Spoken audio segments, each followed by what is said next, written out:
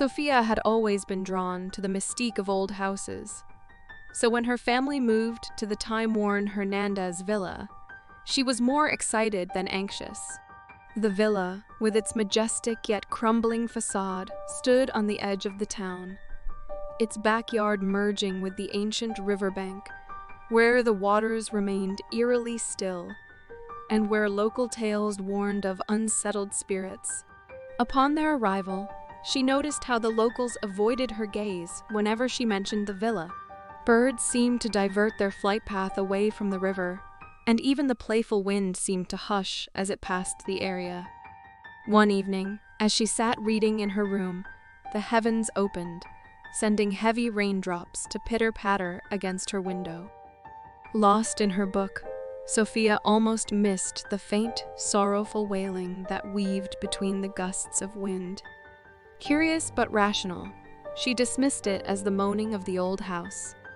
But with each passing night, the lament grew louder, more heart-wrenching.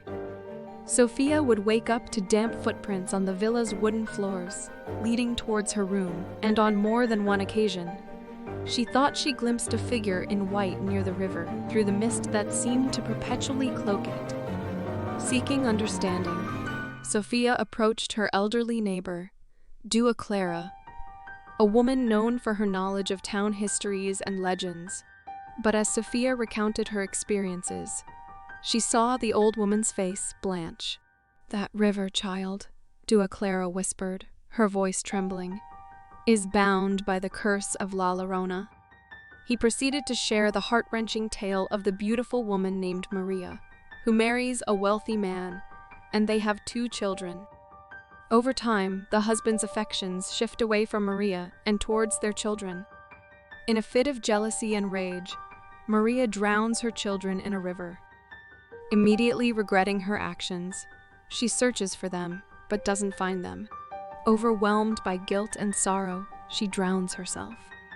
She is then doomed to wander the earth in the afterlife, weeping and searching for her children. "Mark my words," she warned Sophia. "You must protect your family, especially the young ones." La Llorona seeks what she lost.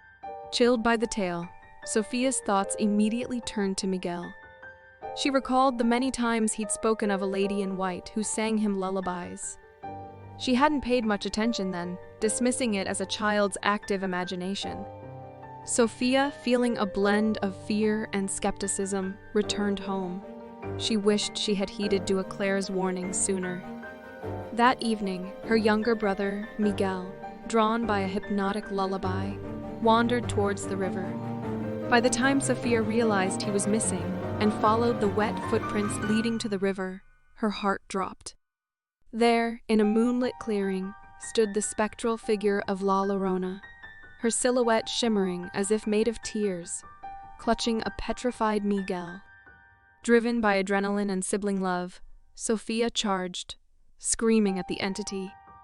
But as she approached, the haunting cries of the specter intensified, drowning even the roaring storm. The turbulent waters of the river suddenly surged, and as Sophia tried to grab Miguel, La Llorona's icy fingers seized them both, dragging them into the abyss. Dawn found the town in muted sorrow. The once still river seemed to murmur 2 names endlessly, Sophia and Miguel. Their parents, hearts heavy with grief, soon left, leaving the Hernandez villa to time and legend. Elders claim that on some nights, especially when storms rage, you can hear a chorus of wails over the river. 3 distinct voices, the relentless wails of La Llorona, mingled with the lost voices of Sophia and Miguel, crying out their anguish, their fates forever intertwined by the curse of La Llorona.